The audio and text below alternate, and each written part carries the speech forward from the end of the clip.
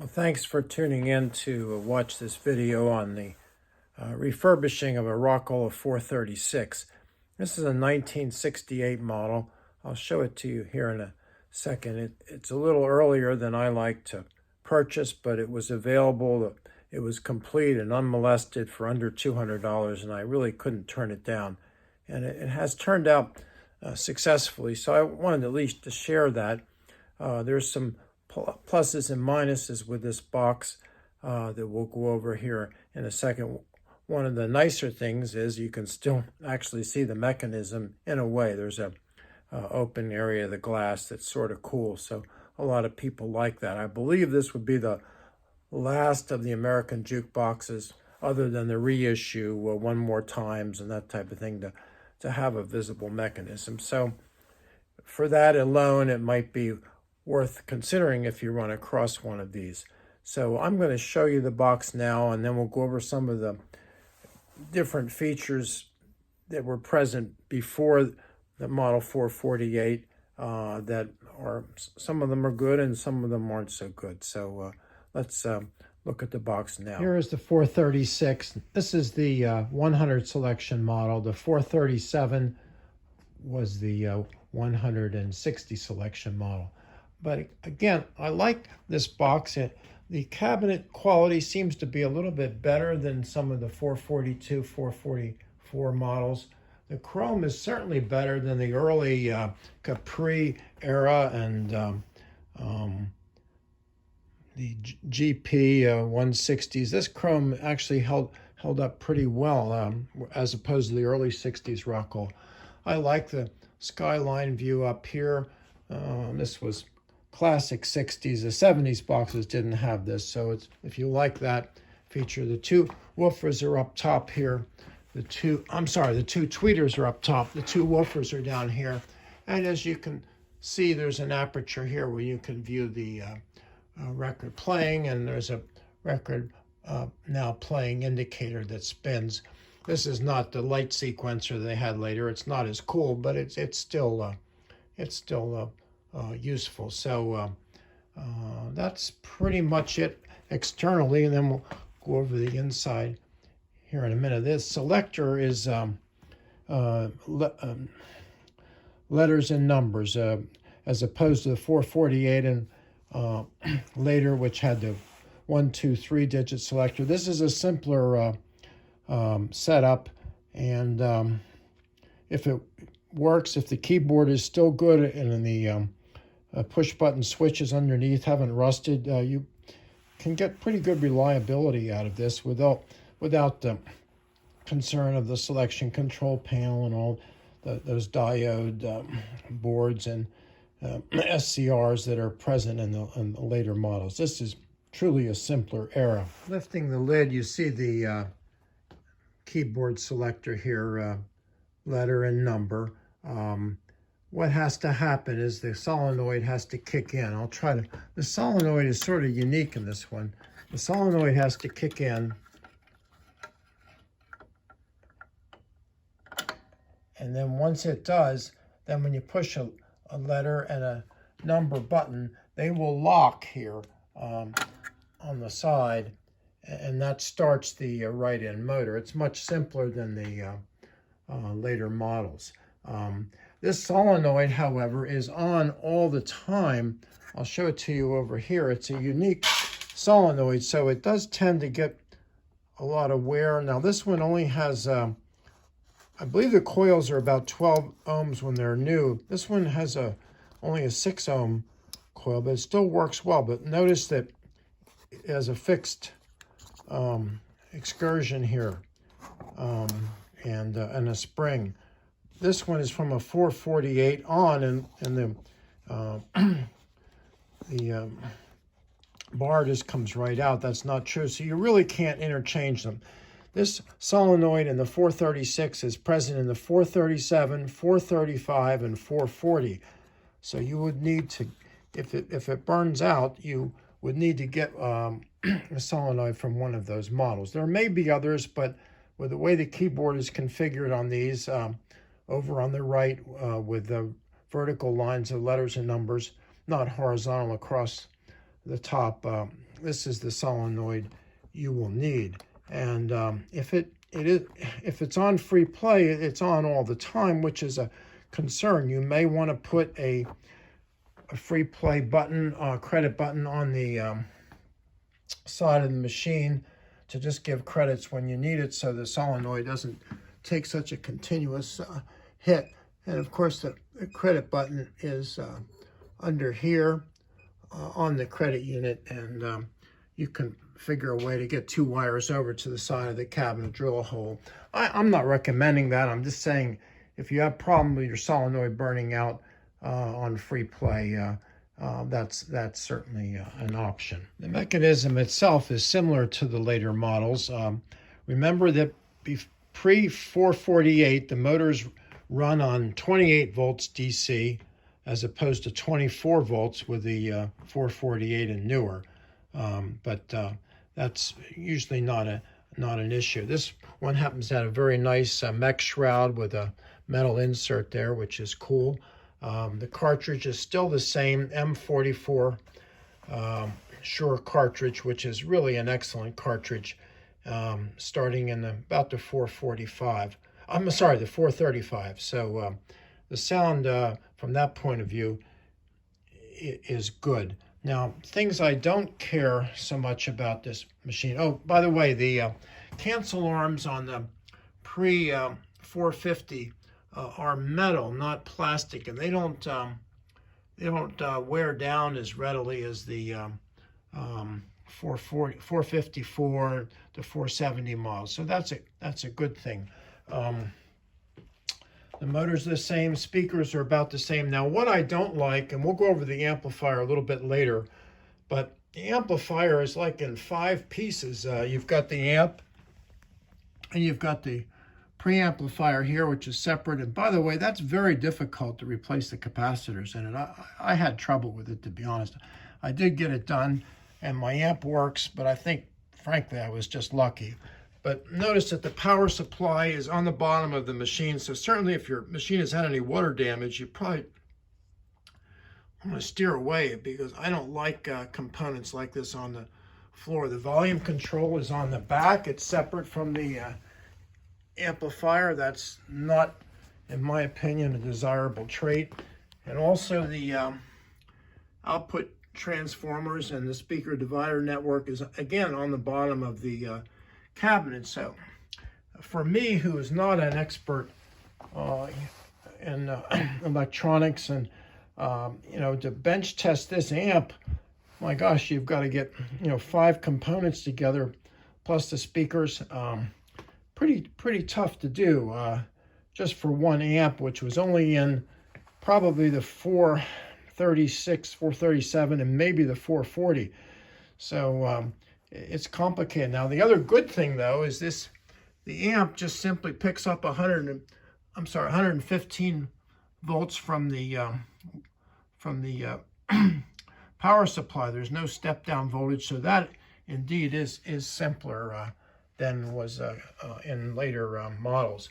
Note that the plug into the amplifier is 2-prong here, as opposed to the 3-prong plug seen in the later models. For the rest of the video, I'm going to touch briefly on the amplifier, and then we'll go over some specific problems in the credit unit and the power supply, and then the 1 or 2 problems I had with this particular box in order to get it back in working order. Normally, I spend a lot of time talking about the amplifier. In the later models, I've been very successful fixing them. They are fixable. They lend themselves a lot more readily to bench testing because they're more modular. This amplifier in the 436 and 437 and maybe in the 440, I'm not sure, is the 43500 amp. And for reasons I've already mentioned, it's not the easiest one to bench test. I winged it in this case. I just went in and replaced all the can capacitors, and I got lucky. If you want more in-depth detail on this amplifier, or if you replace the capacitors, which you should do anyway, so it's not a waste of time. But then if you have issues, if one channel doesn't work, etc. There is a very thorough video on YouTube under Trevor, TREVOR''S bench. It's over an hour long, but that man knows what he's doing, and his knowledge, there's no point in me discussing the amp any further. If replacing the caps carefully, as we've discussed before, doesn't result in good sound, then you're going to have to get some help or dig in deeper. Now, there's only one tip I want to point out, and this is true on some of the Rockola manuals. They're not always right, and I want to point out here quickly. You should have a manual, and of course a wiring diagram's nice as well. I'll show that when we go over the power supply. But here's one of the printout pages. This is the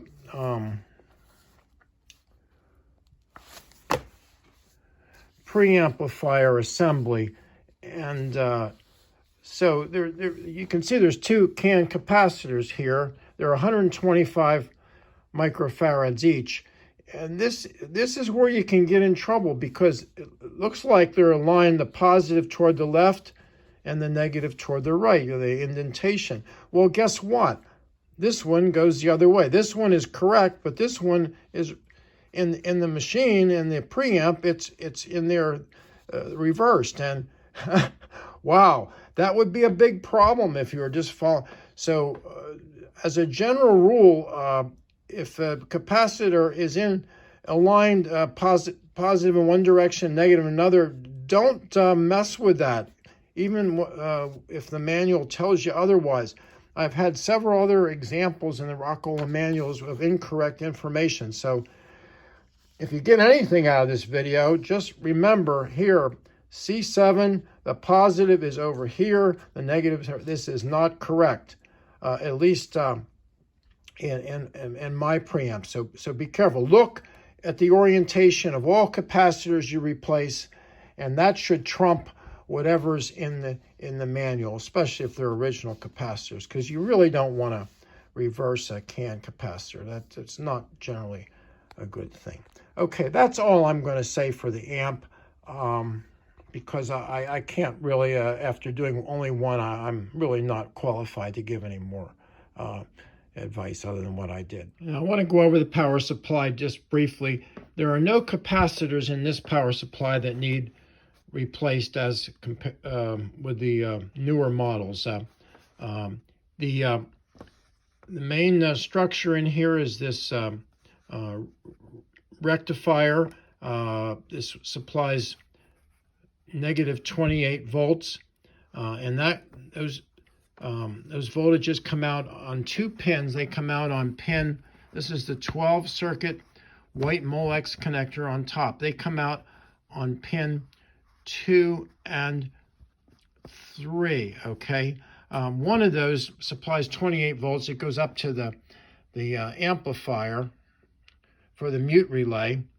The other one supplies 28 volts for the mechanism. So be sure you have that. Reference it to pin 1, which is ground, with your multimeter, and check those voltages. The other voltage, it's very important, obviously, is the 25 volt AC, which is going to run your selector system and your right-in motor. That comes up and it goes out on 4. So reference 4 and 1 with your AC setting on your voltage on your multimeter, and be sure you're getting 25 to 27 volts. I think that's probably all you need to do with this. Now, the rectifiers are pretty good quality in these machines. This is 1968. Normally I would replace it, but this one was good, and my brother's been doing this for many, many years, and he says they're good quality. So if they're good, we have not been replacing them. But certainly if your motors run slow or you have other issues, it's not a big deal to replace that. You just simply, I'm trying to see if I have one here. They sort of look like this, just get a 10 amp, at least 100 volt ceramic full wave bridge rectifier, and you can put it in there, but it hasn't really been necessary. at least up to this point for these power supplies. So I'm going to leave it at that. Let's talk a little bit about the credit unit. I've taken it out of the machine at this point. Now, the standard things to do, you must clean this ADR relay contacts. That's critical. Certainly clean all the contacts here on the cancel arm. They all have to be clean. Now, this one still has the spring and cancel arm in it, so if you wanted to put it on free play, you must remove that spring and arm. We've talked about that before. Also clean the credit switches over here. As soon as you have credit, the credit light will go on, and then the solenoid comes on, and you can make a selection. Now, let's talk about the elephant in the room here, this album checkoff motor. Now, this is present in, looks like from the 430s up through 450 models had this. Now, sometimes it was optional, but it takes up a lot of space and weight in the credit unit here. I don't mess with these things. I don't care for them. They can interfere with selections. If inadvertently you get too many credits on, you won't be able to make a single selection. So I just simply take this out, and I know this is heresy here. I simply cut the wires of some of these. I'm not going to use them. There was a plug that plugged in here, and it looks just like that. And I'm going to show you from the 448 manual. They tell you how to jumper this. In fact, they gave a jumper plug-in. So look at this carefully, okay? There's three wires. 1, 3, and 10 need to be connected as ground. 4 and 5 need to be connected, and 7 and 9 need to be connected. That's the pinout. I'll also show you here how I approach it. This is the top. This is the bottom. This is the top here, and this is the bottom. So you want to put the plug that you just cut off all the wires to, take that plug and connect these wires, 1, 3, and 10, 7 and 9, 5 and 6. And that way your credit unit will work without this monstrosity in it. You can put it on free play or just put it on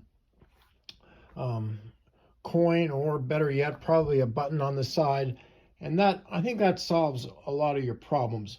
Now, if you want to keep this baby in there, go for it. Don't do any of this, but for simplicity, that's how I handle this. Others would do different, but it has worked for me. Last two things. Now, this jukebox really only had, other than the usual cleaning and adjustments, there were only two problems with this jukebox. And the first one was that when the tone arm came out, it came out in a erratic fashion and wouldn't sit down. And I just want you're probably aware of this keeper spring here that sits in the tone arm base assembly. It must be straight, and it sort of allows a smooth descent of the cartridge onto the record. This was broken.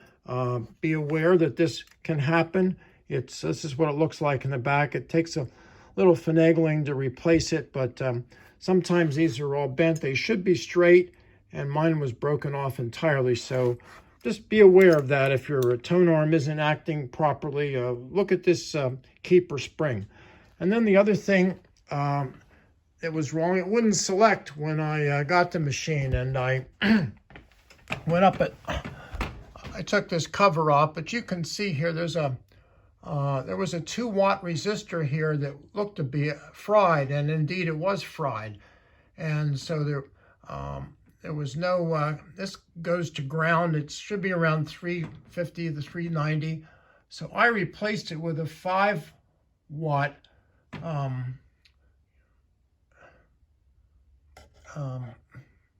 resistor here, and that solved my problem.